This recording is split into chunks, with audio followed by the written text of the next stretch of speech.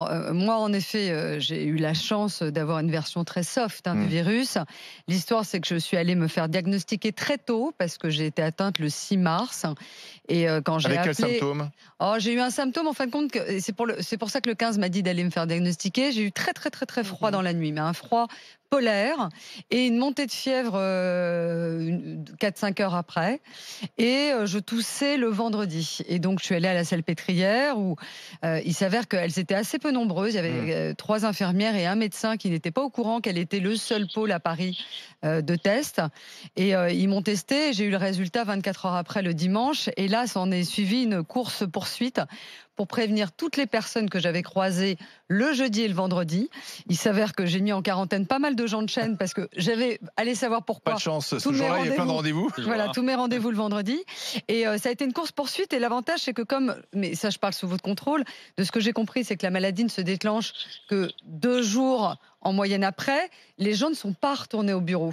Donc, d'une certaine façon, en allant très très vite, ça a permis de confiner ces personnes-là et d'éviter le côté contact avec d'autres. Et ensuite, alors, la maladie? Alors, la maladie, moi, j'ai vraiment, enfin, on pourra parler de la pyramide du drame qui sévit en France. Voilà, moi je suis en bas de la pyramide. Je suis comme la plupart des gens, j'ai été confinée donc très tôt. J'ai eu une semaine d'avance par rapport aux Français. Mais moi j'ai eu des symptômes extrêmement faibles, c'est-à-dire une toux, un peu de fièvre et assez peu de choses. La seule chose, c'est que quand j'ai parlé à la Salpêtrière, ils m'ont demandé si je pouvais être confinée chez moi. Évidemment, il n'y avait pas de cas où je prenais le lit de quelqu'un qui pouvait réellement en avoir besoin dans un hôpital. Et donc, je me suis retrouvée chez moi. J'avais la chance d'avoir des toilettes séparées, une petite salle de bain, et j'avais mes enfants qui me donnaient à manger en déposant un plateau devant la porte de ma chambre. Aujourd'hui, tout va bien? À quel moment Oui. on sait qu'on est sorti de la maladie, en fait? Alors, ça, il y a un médecin qui pourra aussi l'attester, mais je m'aperçois que la maladie, alors moi, il n'y a pas eu du tout de caractère de gravité. En revanche, c'est un long cours. C'est-à-dire que je commence à être bien depuis, on va dire, 72 heures.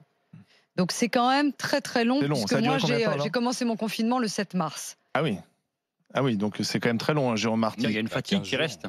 Il y a une fatigue qui reste après, comme d'ailleurs dans les grosses grippes. Il faut rappeler que l'immense majorité des cas, c'est des cas comme ceux que vous avez présentés. Donc, c'est quelques symptômes groupés. Alors, ça peut être des myalgies, des arthralgies, douleurs musculaires, douleurs articulaires, de la fièvre. La perte du goût, si on... Alors, la perte du goût, c'est assez discriminant. C'est caractéristique de cette pathologie. On a une perte de goût et une perte de l'odorat. Une anosmie, une agésie. Alors, je l'ai eu un peu, mais je suis allée sentir du parfum, parce que tout le monde disait ça, et je sentais le parfum. Alors, donc, de façon proche. Encore une fois, elle a bu un flacon de parfum. Tout le monde ne l'a pas, mais ceux qui l'ont, c'est caractéristique de cette pathologie. Il faut voir que ça évolue souvent par vagues, c'est-à-dire qu'on va avoir les douleurs articulaires, les douleurs musculaires, la fatigue, etc. Puis on est un petit peu mieux un jour, et puis on retombe avec de la toux, avec la perte de l'odorat, puis ça va un peu mieux, puis ensuite on a une oppression thoracique, un essoufflement souvent. Alors moi je l'ai eu très tôt, et il y a quelque chose dont j'aimerais vous parler, que j'ai eu, c'est-à-dire le 14e jour, j'arrête mon confinement, mais dans la nuit du 14e jour, je suis repartie en bas des températures, c'est-à-dire que je suis descendue à 36. Et j'en ai parlé avec d'autres personnes qui avaient été infectées, qui avaient le même exactement au 14e jour. Ça fait des vagues, en fait. On va mieux et puis ça peut retomber. Ça peut faire des vagues. Alors dans la grippe, si on prend une autre 14 jours après, classiquement, on parle de V grippal. Tu sais, tu es malade pendant 5 jours et puis tu es mieux un jour et puis tu es de nouveau malade. Et là, on s'aperçoit qu'effectivement, on a mais pas chez tous les cas, encore une fois, on n'a pas assez de recul, mais on a souvent effectivement une espèce de sinusoïdale avec des améliorations et puis des aggravations, améliorations, aggravations.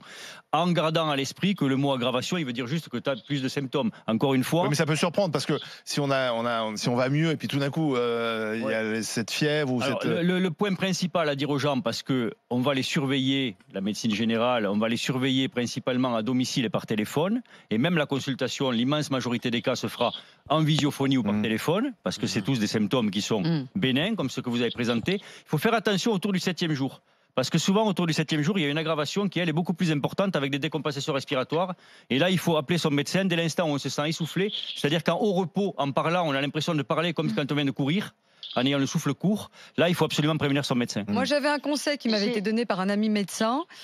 C'était de lire. Et si j'avais une difficulté à finir la phrase de lecture, c'était un signe annonciateur d'une dégradation physique. Un souffle court, oui. Un souffle court.